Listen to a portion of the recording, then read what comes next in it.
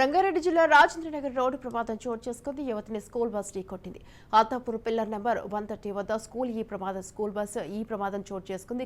తీవ్ర గాయాల పాలైన యువతిని హోటాహుటిన ఆసుపత్రికి తరలించారు. యువతి పరిస్థితి విషమంగా ఉందన్నారు వైద్యులు. వర్షం పడుతుండటంతో పీవీఎన్ఆర్ ఎక్స్ప్రెస్ వే 130 పిల్లర్ కింద యువతి నిలబడి ఉండగా స్కూల్ బస్ ఢీకొట్టింది. అత్తాపూర్కు చెందిన హారిక ఓ ఫార్మా కంపెనీలో పనిచేస్తోంది.